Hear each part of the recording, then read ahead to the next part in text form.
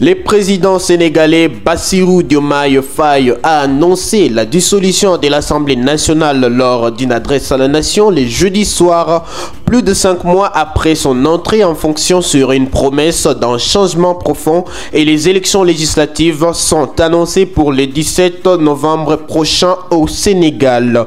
La zone en parle et nous en parlons dans cette production en expliquant ces discours prononcés en Wolof par les présidents sénégalais. Bienvenue. Vive la République, vive le Sénégal. Mbokki Sénégal. Le président sénégalais Bassirou Diomaye Faye, élu en mars dernier sur une promesse d'un changement profond, a annoncé jeudi 12 septembre dissoudre l'Assemblée nationale et fixer des élections législatives le dimanche 17 novembre prochain. Cette dissolution vise à lui donner une majorité stable pour gouverner, alors que la précédente législature, élue en 2022 et dominée par le camp de l'ancien président Macky Sall, lui était hostile.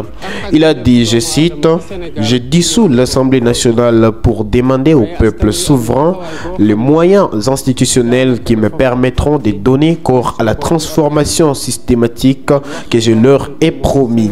Aujourd'hui, plus que jamais, l'heure est venue d'ouvrir une nouvelle temporalité à notre quinquennat. » Il a déclaré ça à la télévision nationale. C'était le chef de l'État sénégalais qui a 44 ans aujourd'hui. Selon lui, les blocages des derniers jours de l'Assemblée nationale l'ont convaincu que les gages d'une collaboration franche avec la majorité parlementaire étaient juste une illusion. Celle-ci ayant donc décidé de se détourner du peuple pour promouvoir le culte du blocage et ainsi entraver la mise en œuvre du projet sur la base duquel j'ai été élu. Il a donc affirmé cela. Chantre du souverainisme et d'un panafricanisme des gauches, le nouveau pouvoir sénégalais suscite aujourd'hui d'immenses attentes parmi la jeunesse de ces pays ouest africains où les 3/4 de la population ont moins de 35 ans. Mais les nouvelles autorités n'ont toujours pas engagé de chantier majeur, certains justifiant cette inaction par l'absence de majorité au Parlement. Les antagonismes entre le pouvoir et l'opposition ont entravé l'action gouvernementale depuis la prise en fonction de nouvelles autorités.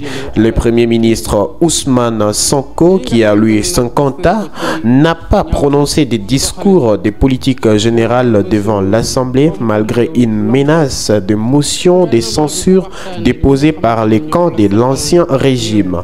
L'Assemblée avait également rejeté début septembre un projet de dissolution de 2 institutions consultatives entraînant un bras de fer entre l'exécutif et la 14e législature. Le gouvernement a toutefois lancé des audits dans tous les secteurs sur la gestion de l'argent public sous l'ancienne présidence. Il a aussi baissé les prix des produits comme les riz, les sucres, l'huile et a suspendu des constructions sur le littoral, mais aussi ouvert un vaste chantier de la réforme de la justice. Le jeudi, le président Faye a également mis en cause la gestion de finances publiques de son prédécesseur Macky Sall. Citant un audit soumis à la Cour des comptes, il a dénoncé les dérapages volontairement cachés avec une évolution incontrôlée de la masse salariale de la dette et des intérêts de la dette, une non-maîtrise des subventions et un dérapage dans les tirages sur les ressources extérieures. Il a promis que les rapports approuvés par la Cour des comptes seraient publiés et que les responsables seraient établis à tous les niveaux et de la chaîne administrative et politique. L'opposition, elle, de son côté, estime que le nouveau régime n'a pas de projet politique et gouvernemental gouverne sans direction. Elle dénonce par ailleurs une chasse aux sorcières qui cible des responsables de l'ancien régime. Tout ce qu'on peut dire, c'est que l'opposition paraît aujourd'hui affaiblie depuis la victoire à la présidentielle de M. Faye, élu dès les premiers tours avec 54,28% des voix, mais l'ex-coalition au pouvoir a encore des ressources pour obtenir de bons résultats aux prochaines législatives, a assuré l'ex-premier ministre Amadou Ba, arrivé en deuxième position à la présidentielle. Et il a aussi annoncé l'ouverture de son parti le lundi passé. C'est ce que donc on peut retenir de ce discours de M.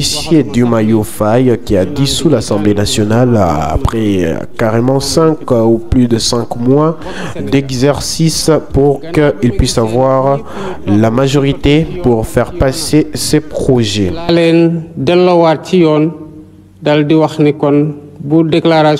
Mesdames et messieurs, ce sera tout pour cette production. Merci à vous de nous avoir suivis et à la prochaine.